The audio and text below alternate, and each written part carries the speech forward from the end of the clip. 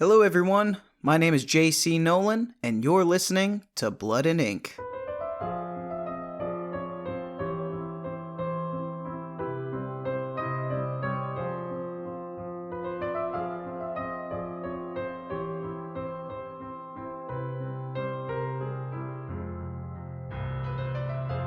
Thank you for clicking on today's episode.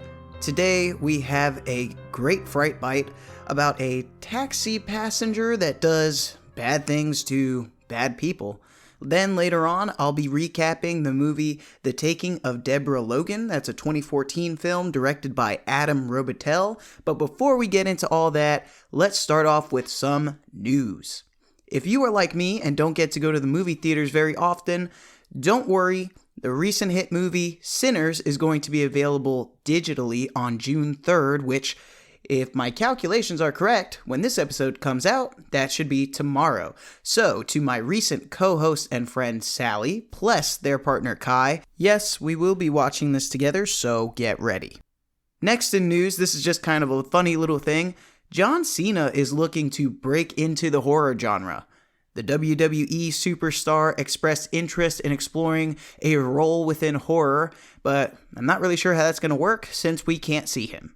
No, but seriously, could this work for him? I don't know. The internet has kind of turned him into a meme, so I feel like seeing him in a serious or scary role is going to kind of take me out of the movie. But at the same time, I do see how John Cena could portray like a sinister and imposing character. So who knows? We might be seeing some John Cena here in the future in our horror community. A last bit of news, Stephen King's new novel, Never Flinch, is now out. I have pre-ordered that novel, and so I'm excited to start reading it. This is part of the Holly Gibney universe, and it seems to have readers divided on the internet, with some saying the story is a messy exploration of feminism and addiction. I have enjoyed the Holly Gibney series, or what I've read of it so far. I haven't read everything that Holly Gibney is in, but I'm reading The Stand, and there are some things in The Stand that I don't like when it comes to women in the story.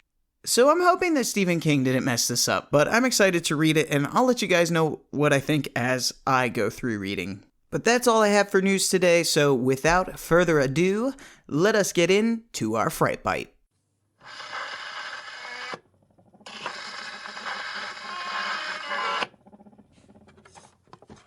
Our Fright Bite today is titled, I'm a taxi driver. My passenger didn't have a destination. He just pointed at people and they died. Then he told me what color of halo he saw on me. Written by Gamel Frank. I'm writing this and my hands are shaking, and I don't know where or how to start. I'm not an internet guy or into posts. I'm a taxi driver, just getting by, living day by day, and making a living isn't easy.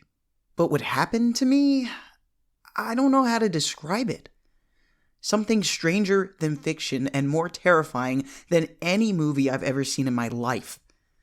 I'm telling this here because I don't know why. Maybe to warn someone, maybe so someone will believe me, maybe so my conscience can rest a little before I don't know what might happen. I won't say my name or where I am now because I'm scared. Truly scared. The story began a few days ago, maybe a week, maybe 10 days. Time has blurred for me. It was an ordinary night like any other. Few customers, hot weather, and you're just struggling to make enough for gas and the car rental. I was parked in a somewhat deserted spot, waiting for any fare to break through the boredom. It was nearing 1 a.m. Suddenly, I saw someone waving at me from a distance. He looked a bit strange, tall and thin, wearing ordinary clothes, but they looked like they weren't his. A bit loose on him, and his eyes were frighteningly empty. Like he was looking through you, not at you. I thought, come on, any fare will do. I stopped for him. He opened the door next to me and sat down. He didn't even return my greeting. He was quiet for a moment, and I waited for him to tell me where he wanted to go. Nothing. I looked at him in the rearview mirror, found him staring straight ahead, completely zoned out.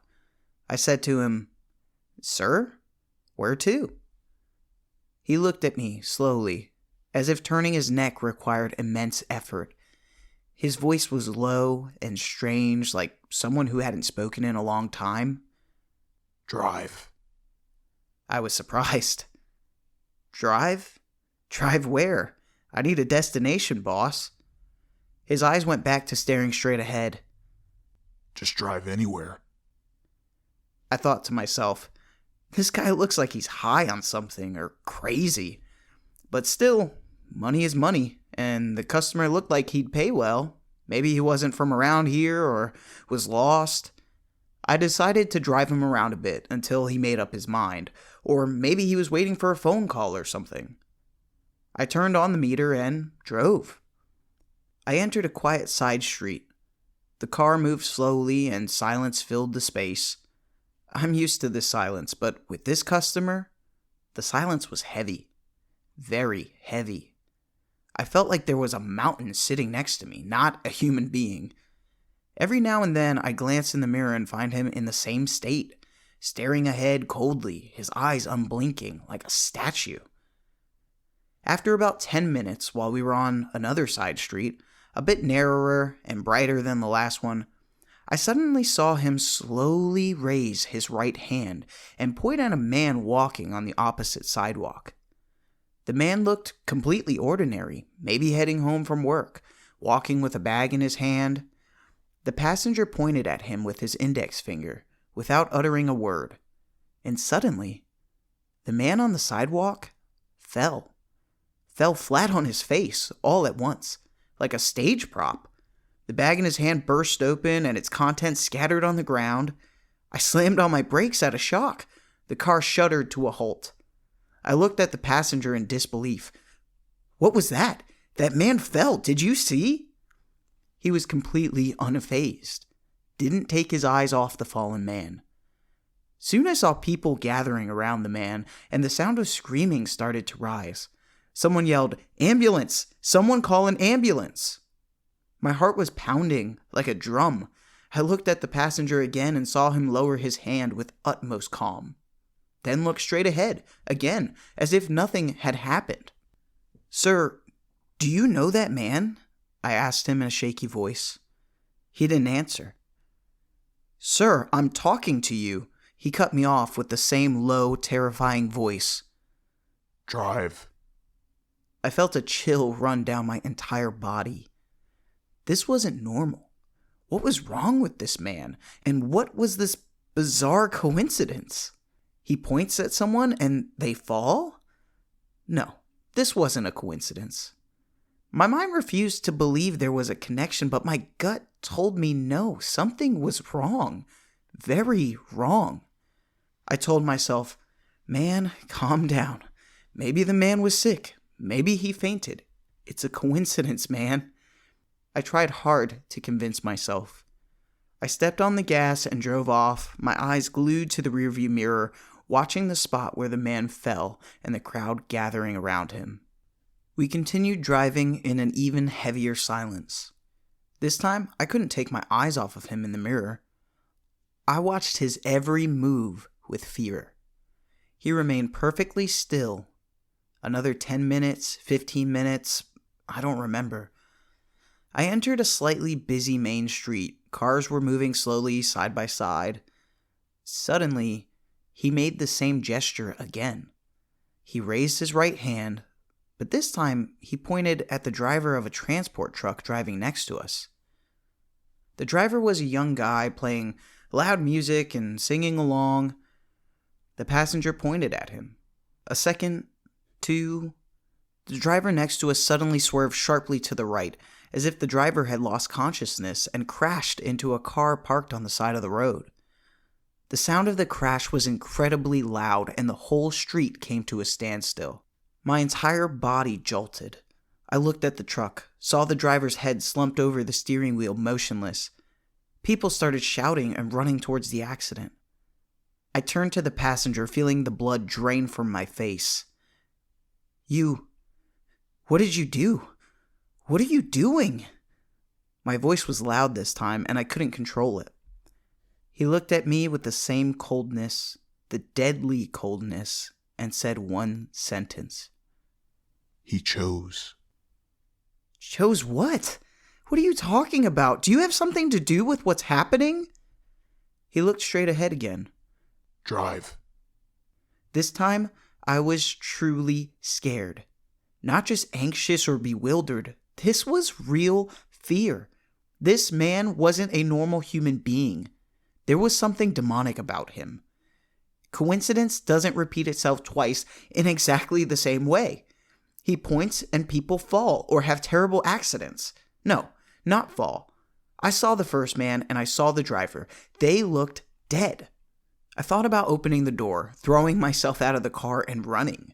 I thought about stopping the car and yelling and drawing people's attention to him. But fear paralyzed me. Fear of the unknown, fear of him. If he could do that to people on the street with a gesture, what would he do to me if I disobeyed his command? I kept driving, my hands trembling on the steering wheel. I didn't know where I was going.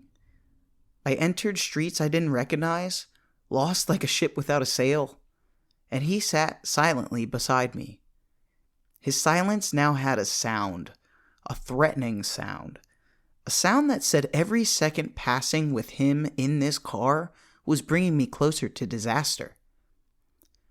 After a while, I don't know how long, maybe half an hour, maybe more, we were in a dimly lit working-class neighborhood. The houses packed tightly together, the streets barely wide enough for one car. There was an old woman walking alone on the side of the road, holding a cane and leaning on it. She looked so frail and poor. My heart clenched as I saw him begin to raise his hand again. I told myself, no, not her too. She's an old, poor woman. Before he could point, before I could think what to do, I yelled loudly while looking at him in the mirror. Watch out! Don't you do it! Not this woman! His hand stopped in mid-air for a moment. He looked at me again. This time I felt like there was a flicker. I don't know what. Maybe surprise? Maybe something else I couldn't decipher in those empty eyes. He asked in that low voice that terrified me. Are you afraid for her? She's an old poor woman. Have mercy. Why are you doing this? Who are you anyway? I was speaking quickly, fear making it hard to form coherent sentences. He kept looking at me for a bit. Then he slowly lowered his hand and went back to looking straight ahead. Drive. I felt myself breathing again, though with difficulty. The old woman continued on her way, oblivious to everything. We passed her. I kept driving, but this time I kept circling the same area, not wanting to go far, as if trying to prevent him from finding a new prey. I kept driving for about another hour. He was silent, and I kept glancing at him and at the street, my heart in my throat, until I got fed up, tired, and my fear reached its peak. I stopped the car suddenly in a dark, empty spot, turned off the engine, and turned my whole body towards him. Look, I'm not moving another step until I understand. Who are you, and what are you doing to these people? What's your story exactly? He remained silent for a moment, staring ahead. I felt like my heart would stop from the tension. Then he looked at me, but this time his gaze was different, as if a piece of the mask he wore had been removed. I sensed a look of sadness, or maybe exhaustion. I don't know. He said with a strange calmness, I see. See what? I see what they've done. I see the mark on them. Mark? What mark is this? I started to feel like my head would explode from the questions and the horror. Every one of us has a mark, like a halo. Its color tells what they've done in their life. Done good or done evil. The words weren't registering. Halos, colors. This was crazy talk. What are you saying? Are you insane? I'm not insane. He said with the same calmness. I really see it. This halo tells me everything. There are white halos, pure. There are good, peaceful people. And there are gray halos, those who sinned and repented, or whose lives are half and half. And there are black halos. When he said black, I felt his voice change. There was a tone of hatred, or perhaps disgust. He continued. These black halos belong to people who have truly harmed others. People who destroyed others' lives. People who stole, killed, oppressed. People who don't deserve to walk the earth among the good. I swallowed hard. And those people you pointed at, their halos were black? He nodded slowly. The darkest shades of black. People who did things you can't imagine. And when you point at them, what happens to them? I asked the question, knowing the answer, but needing to hear it from him. Their halo goes out, like a bulb burning out, and their soul leaves their body. He said it so simply, as if talking about the weather. I felt the world spin around me. This man wasn't just someone seeing strange things. He was judging people and carrying out the sentence himself. An angel of death walking on two legs. A devil? I didn't know. But what I was sure of was that he was dangerous. Very dangerous. So what about me? The words escaped me involuntarily. I don't know why I asked. Maybe morbid curiosity. Maybe terror. He looked at me again. This time, his eyes stayed focused on me for a long time.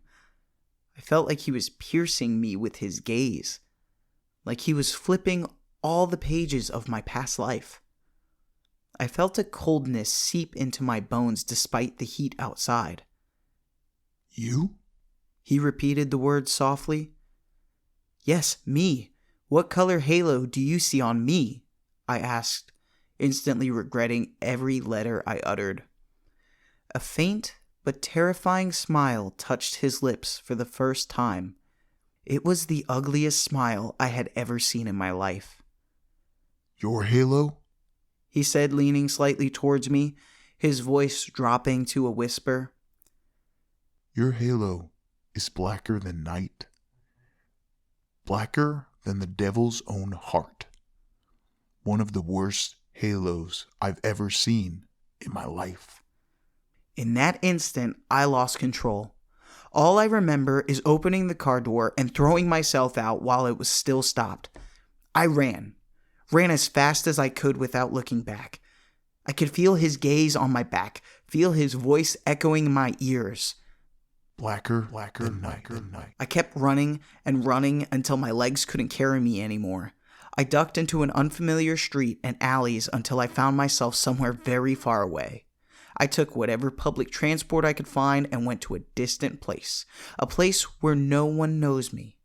I left the car, left everything. I'm now sitting in a cheap hotel room writing this. Why did he say that to me? Why is my halo specifically so black?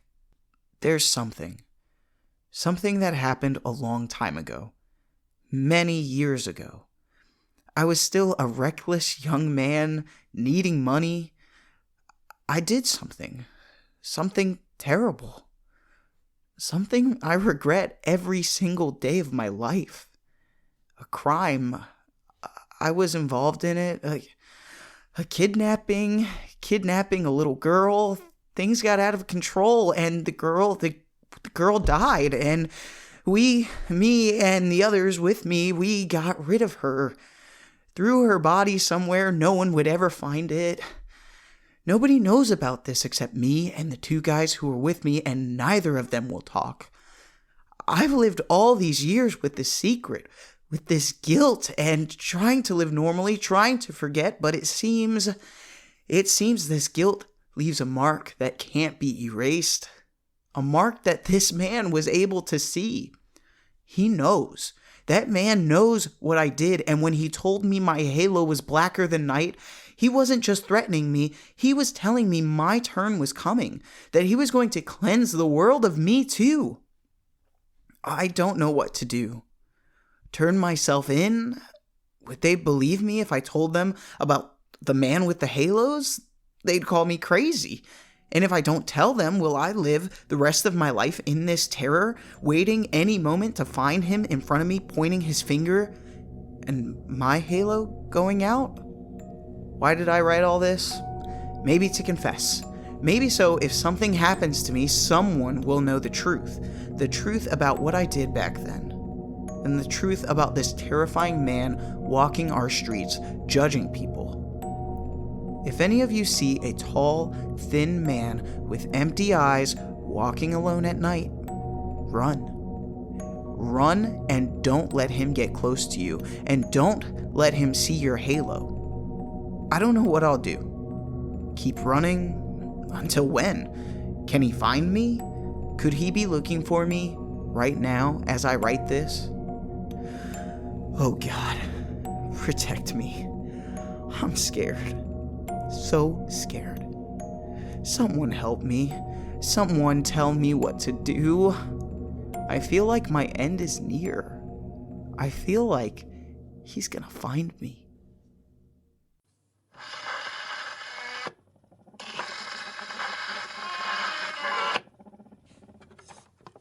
You know, our choices in life never really leave us. Kind of like a wound. The scar always stays with us. So what does your halo say about you? And that's enough for the creepy. That story, again, was written by Gamble Frank. And as always, I will make sure to input their info in the show notes so you know where to find them. Okay, and now is time for our movie recap. The movie we are recapping this week is The Taking of Deborah Logan, a 2014 film directed by Adam Robitel with an estimated budget of $1.5 million. This week it is just me, so sorry, don't have no guests, but I'm still excited and ready to get into this movie because I loved it. So this movie is done in the style of found footage and is presented as a research documentary on an Alzheimer's patient created by medical student Mia for her final thesis project. This movie has a rating of 6 out of 10 on IMDb, as well as 92% on Rotten Tomatoes, which is pretty good as ratings go on both of those platforms. So let's talk about the characters before really diving into the film. Our main characters consist of Mia and her documentary team. The cameraman is Luis, and Gavin is like the sound guy or maybe the tech guy. And then we have the Logans. So we have Deborah Logan, who is the Alzheimer's patient, as well as her daughter, Sarah.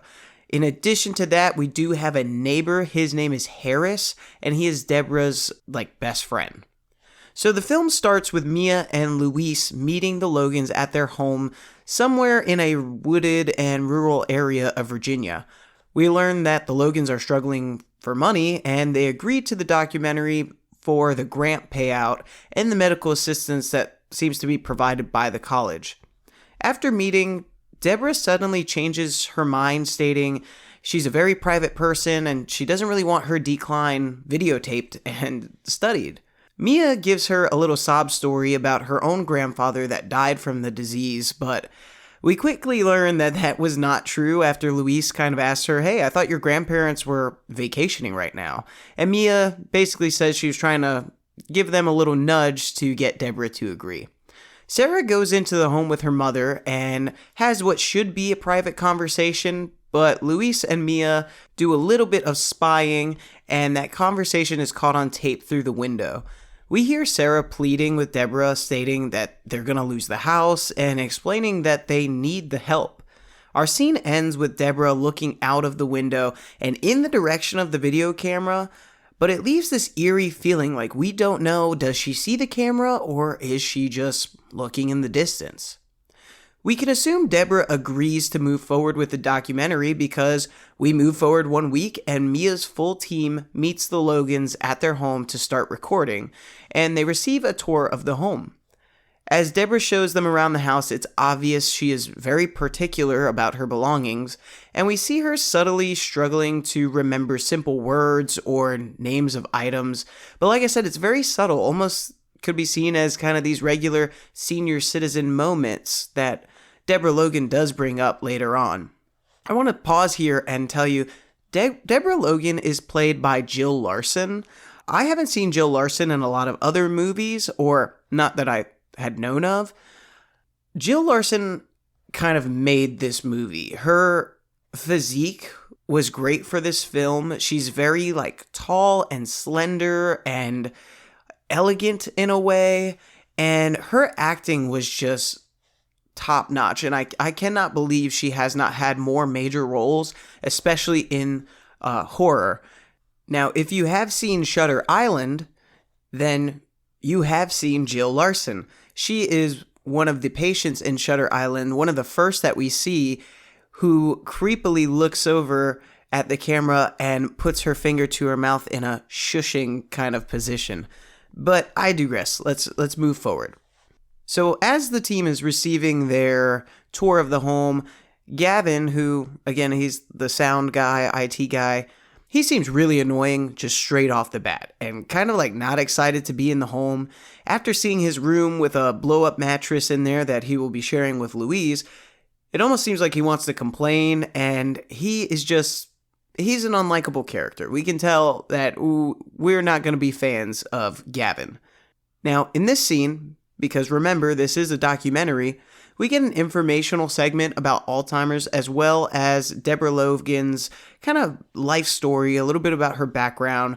After the death of her husband, she started a successful business as a circuit board operator, and she's described as just being strong-willed. She worked extremely hard to provide for herself and Sarah after that passing of her husband. The documentary goes on to talk about how the daily challenges of living with the disease, such as going out shopping, where Deb struggles counting money, or cooking, where she forgets that she has a pot on the stove and actually lit her kitchen on fire, or just how getting around town can be hard and she is now so forgetful. The film cuts to a raw footage scene where Louise is taping Deborah gardening. She's probably about 50 feet away and doesn't know that Luis is there. It seems like he's probably just getting some sort of B-roll film. Suddenly, Deborah can be seen lifting a snake out of the ground, and Mia yells at Luis from behind about him not editing the film like he's supposed to be. So the camera quickly pans to turn to Mia, and then quickly pans back to Deborah, who's now standing right in front of Luis. So a little bit of a jump scare here. And Deb says she's going to make them all lunch and walks inside. So this is the first instance of something feeling truly off. Her demeanor during this scene felt very different than the polite and kind of put together older woman that we've been seeing. And it almost feels like she was forcing politeness or calmness, but there was an aggression and an anger behind her tone. And also, she was 50 feet away from the camera, and then within a blink of an eye, she's right in front of Luis, so super creepy. Lastly, we have her finding a snake, which is obviously, a religious symbolism of evil. The team installs cameras throughout the home and in the hallways and bedrooms. As Luis is installing a hall camera, we actually see Deborah very slowly and creepily walk up behind him and stand there unnoticed for a couple of seconds. She then walks away, and some seconds later we hear a door slam. Well, later on that night, Deborah is found in the kitchen holding a knife and threatening/screaming at Gavin that he has stolen her spade and that she needs it. The team and Sarah try to calm the agitated woman as Gavin basically jumps out the window, which was kind of funny, and they all agree to help search for her missing spade. For some reason, in Luis's search, he ends up in the attic, and we see Deb's old switchboard. Now, side note here, this house has like several different attics, and it's actually brought up a couple of times in the movie where they're like, God, how many attics does this woman have? So yeah, kind of weird layout for the house, and even a weird way to get up to the attic. There's like a door with stairs that lead to one of the attics. There's the kind of usual trap door from the ceiling that leads to an attic. But Mia ends up finding the spade in the freezer, which is definitely a weird place to keep a spade. And when they present the spade to Deb, she has a harsh response, I guess you can say. She quietly mutters, "She knows, Sarah," before turning around and ripping the flesh off of her throat. It was a really cool scene. Deborah is brought to the hospital, where we learn the disease has spread more rapidly than the doctors anticipated. On day 15 of filming, Deborah is brought home and we see some B-roll film of her painting. But if you look closely at the painting, which is of the woods behind her house, you can see a dark silhouette kind of in between the trees. But again, it's B-roll film, it's just going through quickly, so you gotta make sure you catch that glance. We get clips of Deborah's quick decline, and the visual representation of her decline through this movie is just so amazingly well done. It's crazy. Here, we also get some of Sarah's background story. So, Sarah is a lesbian, and at the time of this, lives with her girlfriend, but she's kind of been lying to her girlfriend about how long she will be staying with her mother. So, and it seems like Sarah and Deb just have this tumultuous relationship because in the past, after Sarah was caught kissing a girl at the age of 10, she was sent away to boarding school, probably to like pray away the gay or something like that. We cut scene to Luis videotaping through the darkened house when suddenly the ceiling starts rattling, and we see Deborah quickly walking through like darkened rooms in the home. In this scene, she's wearing a dirty white nightgown, and it's hanging loosely on her kind of bony and frail frame, and that paired with her unusually quick movements adds such a terrifying element to this scene. We see Deborah nailing a window shut, saying that there's an intruder in the garden before being ushered back to bed. Now, we have seen in her paintings a figure, and now have this second instance of somebody being out there in the woods by her garden. At 2:30 a.m., Deb's bedroom camera catches her waking up and walking out of her room. Later on, Sarah sounds the alarm that Deborah is gone, and we find that she crawled through the nailed shut window, kind of pried the window open, and then crawled through, causing some huge gashes on Deborah's back that we see later.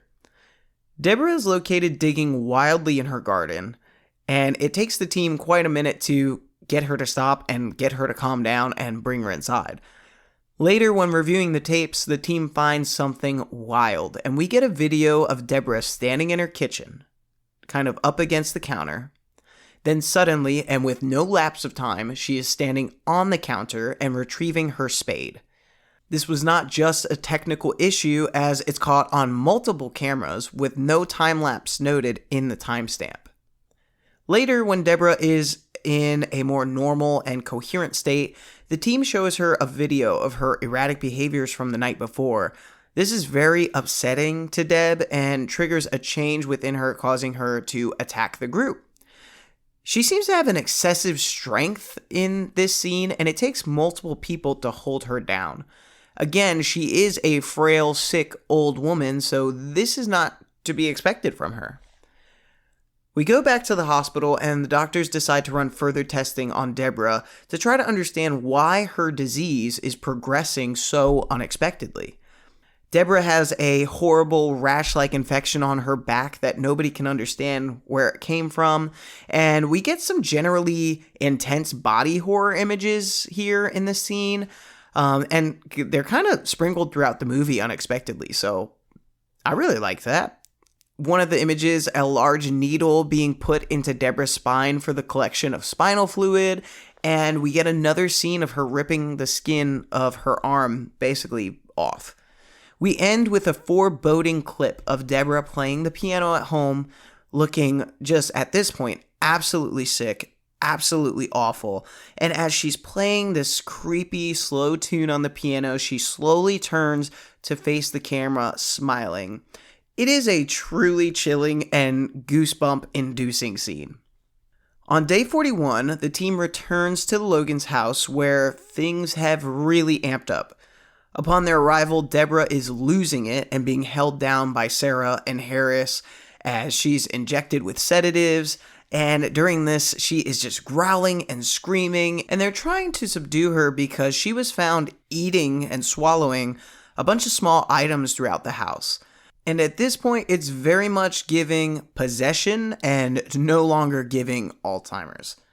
So I believe Sarah decides it's time to kind of pack up all these belongings, cover things in the house because she doesn't want her mother getting injured or trying to swallow more items. But the team also helps pack up the belongings, and we get a little jump scare of Lewis being scared by a snake coming out of some of the belongings.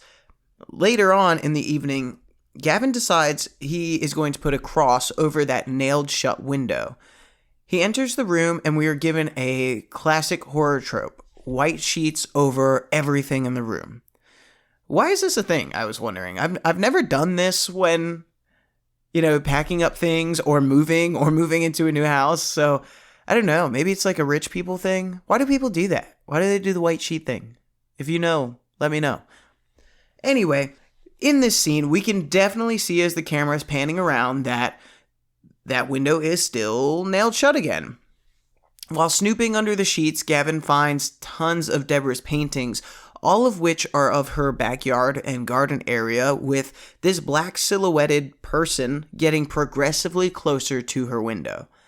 As Gavin goes to place the cross, we hear a sudden noise, and the camera pans to the right of the window where we see Deborah standing there in her all-white gown looking purely evil.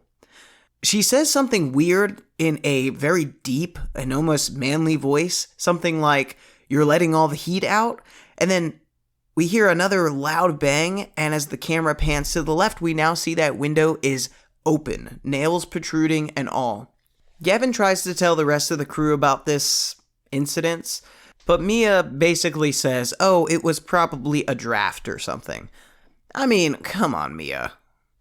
Later on in the night, we get another creepy haul video of Deborah walking naked at 2:30 a.m. Suddenly, everyone is woken by the sound of loud ringing. They all go looking for Deborah, and they find her in the attic sitting at her switchboard completely naked and making this demonic kind of mumbling speech. And while she's doing this, she's aggressively placing a line over and over again in the same number before causing this giant electrical arc.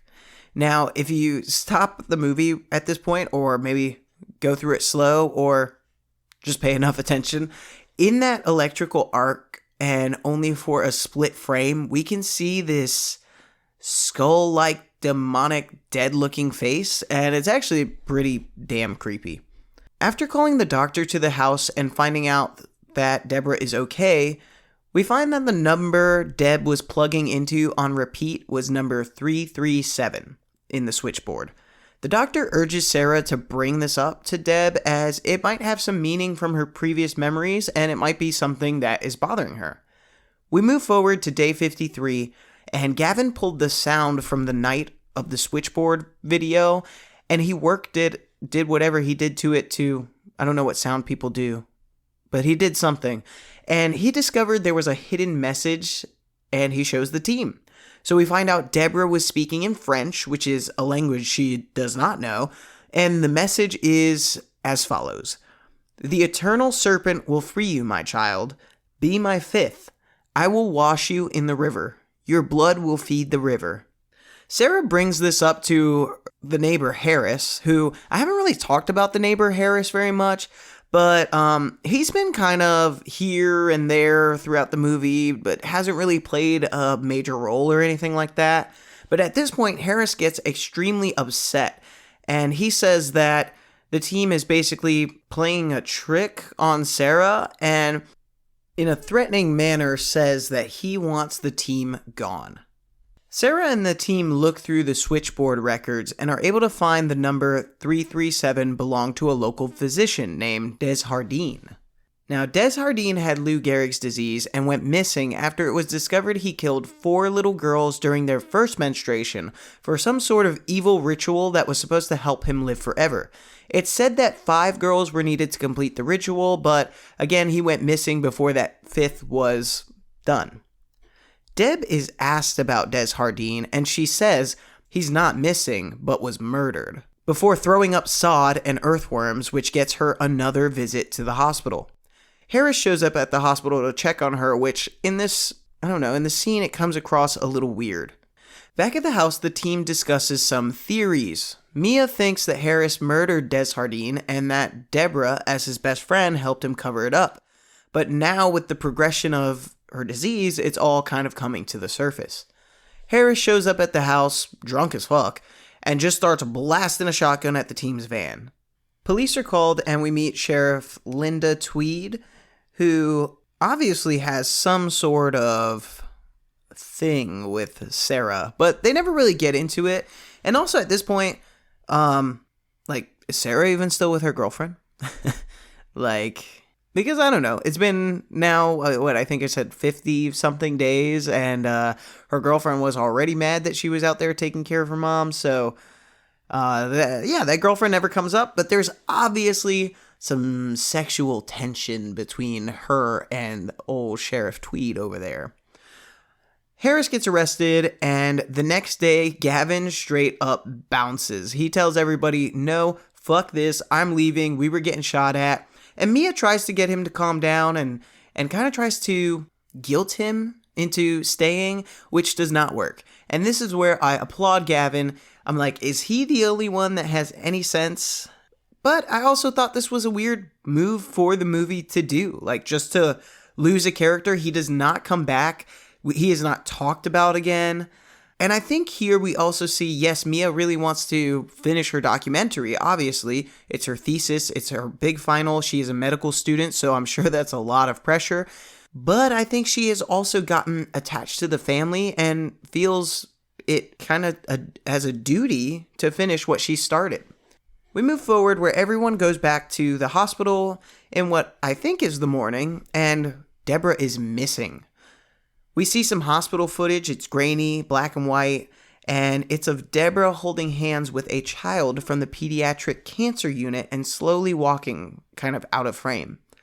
The hospital goes on a search for the two, and they are found in a very spooky, unlit portion of the hospital. They explain that the power is out, which is kind of weird. And the doctor is able to take the child away from Deborah without incident. The child seemed to be under some sort of influence. She seemed out of it, not really responsive. So, what's that? Was that a little demonic influence there? We see some clips of Deborah acting even more demonic, causing Sarah to reach out to a priest in hopes of getting an exorcism. The priest tells her that exorcisms are really something more of science fiction. To help out, Mia contacts a professor of anthropology who informs them about a cultural belief of spiritual parasites and kind of shows them how these other cultures get rid of these parasites, which is by burning the body. On day 60, Harris visits the hospital, and at the request of Deborah in what seems like actually a coherent state, he attempts to suffocate her with a pillow, but it does not go well, as he's stopped when a television in the hospital room is suddenly ripped from the wall and smashes into the back of his head. As he's getting wheeled in for surgery, Sarah stops him very quickly, and Harris tells Sarah that Deborah is the one that killed Des Hardin by stabbing him in the throat with her spade, and together they buried him. The reason that they killed Des Hardin is because Sarah was actually supposed to be the 5th girl. Things start moving very fast here, so it was a little bit much to keep up, but you guys try to keep up with me. Sarah goes back to the house and starts digging for the body in the garden. Mia and Louise think that Sarah has gone crazy, but after digging, they find Deborah's spade down in the ground around 6 feet, and they realize that Deborah got to the remains first and has moved them. The team finds the remains in the attic, and inside the house they do try to burn them, as according to this anthropology guy. But the remains refuse to light, and snakes start coming out of the bag. The crew leaves the home with the remains, and we see suddenly a silhouetted figure inside the window. Now, back at the hospital, we see a video of Deborah in her hospital room, who is now physically restrained, but she is able to slip her restraints by completely degloving her hands and her feet. It was actually pretty cool because for the rest of the movie, she does not have skin on her hands. Like, you can just see bones and tendons and blood and muscle, and it's pretty cool. She goes back to the pediatric unit and takes the cancer patient again. Now, when security tries to stop her, she attacks the security guard, causing him to be treated later on for anaphylaxis by snake venom. So, very interesting. Sarah and her team believe they are going to find Deborah at a mine that is next to a river, because that is where Des Hardin used to operate. With the assistance of the police, so Linda Tweed is back on the scene, they find Deborah and the child, whose name is Kara, walking a trail up to the mine. The child is repeating this whole time, "Don't hurt him, he's a nice man, he's going to wash me in the river." And she's just saying that over and over again as the rest of the cast is like talking and trying to get her away from Deborah. But as the police try to take the child, Deborah spits snake venom, burning the male officer's face and running off with the child. Mia, Sarah, and Linda, again, Linda is the female officer and a friend of Sarah, they go up to the mine where Linda tells everybody to wait outside of the building. It's kind of like a building that leads to the mine shaft, if that makes any sense. Linda goes inside looking and is just quickly killed. Sarah and Mia hear the commotion, and along with the bag of Des Hardin's remains, they go inside and start searching through the mine for Deborah and this child. Now, this part gets extremely claustrophobic. It's dark. They only have the light of the camera, which at times they shut off to not be seen coming, and we can see through the night vision. And it's like they are truly spelunking through these caves, and it looks tight. It looks difficult. They are struggling. And when I tell you the way I would seriously not be able to do this, the idea of caving or anything underground honestly scares the shit out of me.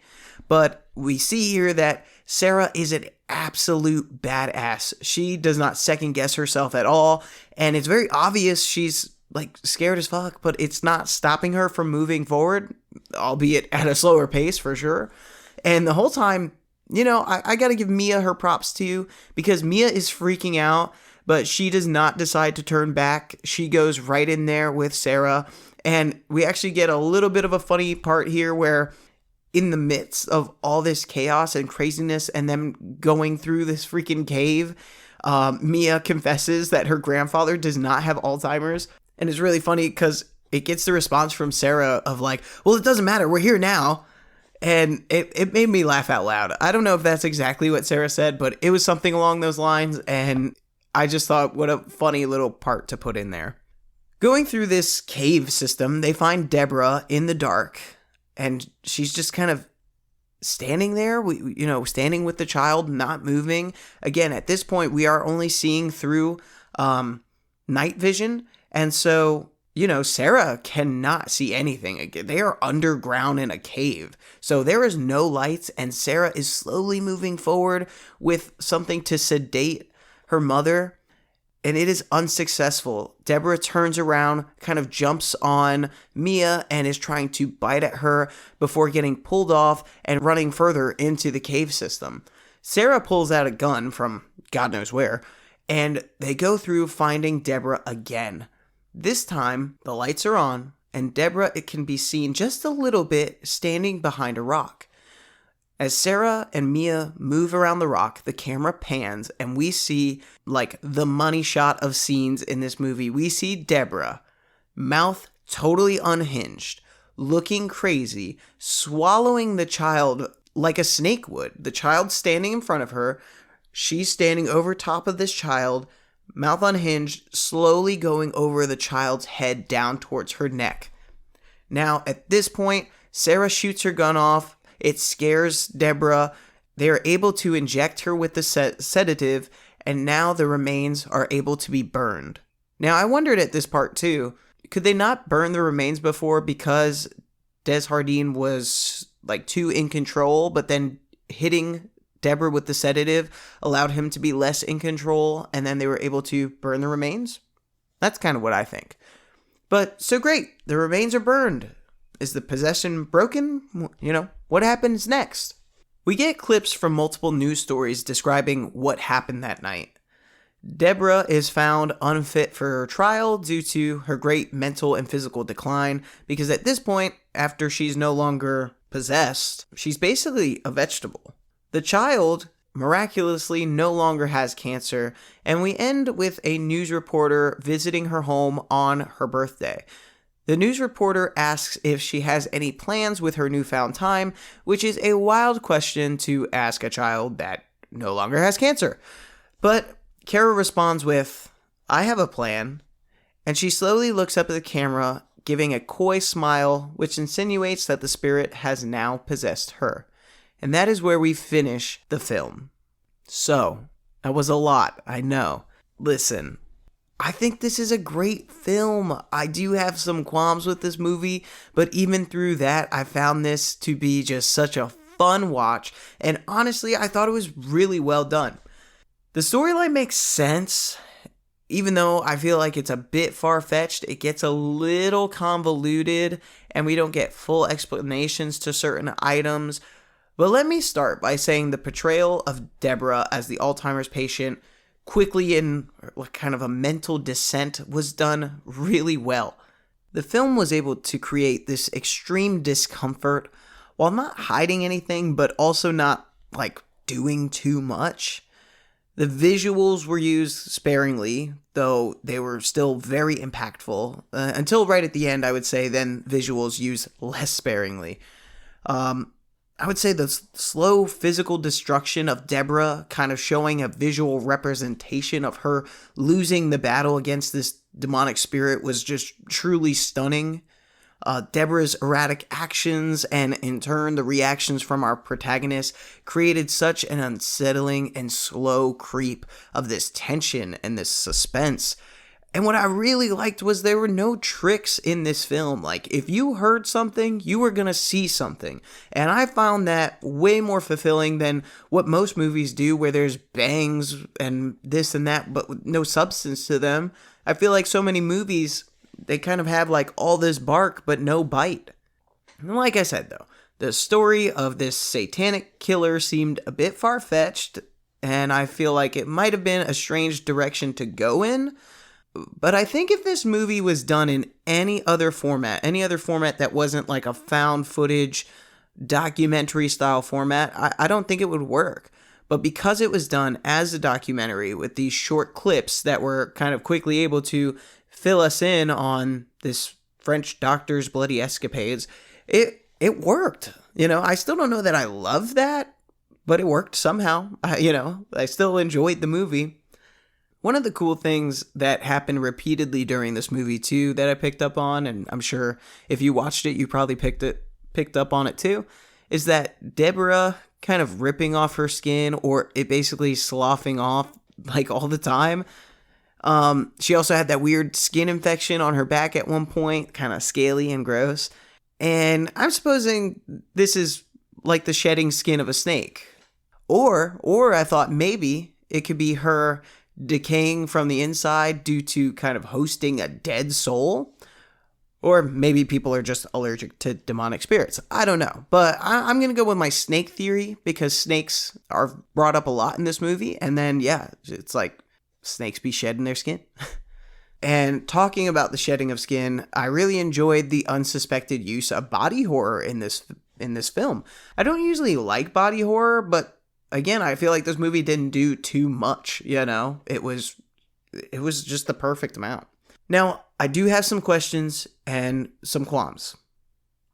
First off, if Desjardins, or whatever his name is, French doctor, if he was trying to ritualistically kill 5 little girls in order to live forever or longer or whatever it was, why is he still trying to do that? Because, he's dead now. What's the point of completing it? Is it going to bring him back to life? Probably not. He's already dead. Another thing, I feel like they really just kind of skimmed over the fact that Deborah killed the doctor. Like, we get this 2-second clip of Harris telling Sarah, yes, your mom is the one that murdered her. And it's just like, yeah, I just felt like that was fast and kind of random. Or maybe a random way to portray it. I feel like they could have done that maybe a little smoother. Because that's kind of a crazy revelation to have, you know? Also, though, when Deborah takes the child from the hospital to make her the fifth one in the ritual, like, this is a very young child, okay? She's maybe like 7 or 8. Now, remember, all the other girls that were killed by the doctor were killed during their first menstruation. It was kind of part of the ritual, and I'm highly doubtful that this young cancer patient is yet to have her period. So, why was she chosen? I think it would have made more sense if maybe they had taken like a young teen or something like that. I feel like also maybe the director went with this specific little girl because honestly, this little girl, she's a cute little kid, but she does a great job of being fucking creepy. Like, she's weird. And lastly now, although the visual of Deb snake eating this child was absolutely freaking awesome and chilling, it doesn't really make sense. Like, Desjardins didn't eat the kids. He killed them to live forever. So why is she a snake and she's eating this child? I thought she was supposed to feed the river with her blood or something. I don't know. But I'm glad they had that scene in there because, like I said, that was chef's kiss. That was the shot. That was cool as fuck. Now, what I truly didn't like, and I only really have one thing. What I truly didn't like was right there at the end. Kara, the child, she's now possessed by the spirit. That doesn't work for me. Is this little girl now going to go around killing other little girls? Is she going to snake eat other children? I don't know. It honestly felt like a better ending would have just been if the movie ended saying Deborah was unfit for trial, blah, blah, blah, and now she's a vegetable. You know, ending on the note of Kara being the spirit just seemed, I don't know, it seemed kind of corny and was like, huh? Why is he there? How did he get in there? For what purpose? Are they trying to make a second film? Like, they burned the body. Wasn't that supposed to do it? Wasn't that supposed to be enough? But all in all, I freaking loved this movie. I watched it when it first came out. I loved it then. I watched it just the other day, and I loved it then too. Some people online had issue with the pacing. I disagree. I felt like this movie was masterfully paced. Like, you don't have to wait forever for something to happen in this movie, you know? And, I mean, maybe that middle storyline about the doctor went a little fast, but like I said, it worked. You know, I hate watching a movie where you wait and the whole first 2 acts, nothing happens. And then in the last act, you get one cool scene. If you want a movie that's paced like that, this is not that movie. You're going to get cool stuff from start to finish. You're going to get action. You're going to get body horror. You're going to get eerie. You're going to get creepy. You're going to get spooky. I mean, and you're even going to get a couple of funny lines in there. So I really liked it. Some people were also upset that there wasn't more of a lesbian love story from Sarah, but her being a lesbian didn't really have anything to do with the movie.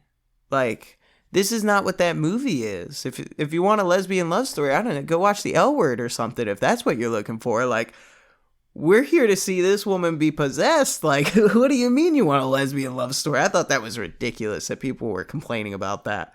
I just thought it was cool that there was representation out there, you know? Like, gay people can just live regular lives. They don't, like, the story doesn't always have to be about being gay. Like, you know, I don't know. Maybe I might remove this. But, yeah, she's a lesbian woman taking care of her mom who's being possessed, and she's fucking badass. Isn't that good enough? I don't know. Moving forward, this is going to be weird, guys. Usually I go through my favorite kill. There is not a single on-screen kill in this movie. So I can't really choose a favorite kill. I will say I did. Now, this is going to make me sound messed up. But I did like when Sheriff Linda Tweed went inside the mine and then immediately died. Like, I mean, she was in there for all of maybe 8 seconds and then she was all of dead. I thought that was... God, what's wrong with me? I thought that was kind of funny. Oh, man. So, yeah, I don't know. I guess that would be my favorite kill, even though you don't really get to see it. And finally, the rating for this movie. Dun, dun, dun.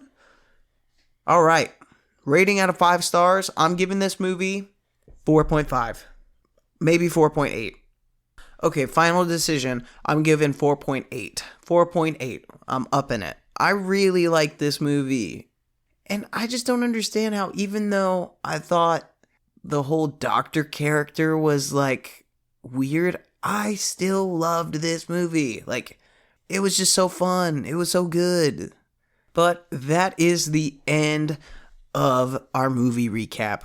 Again, The Taking of Deborah Logan. What an awesome film. Go watch it. Go watch it right now. Right after this podcast. The podcast is almost done. And you're going to want to put on the movie if you haven't already watched it. Or, wait until nighttime. Have your friends come over. Turn off all the lights. Make sure there's a ton of snacks. And then watch the movie. Hell yeah. Okay, and now it is time for next week's movie reveal. Next week, we will be recapping the 2007 film, The Orphanage. And I'll be joined by my very special co-host of that episode.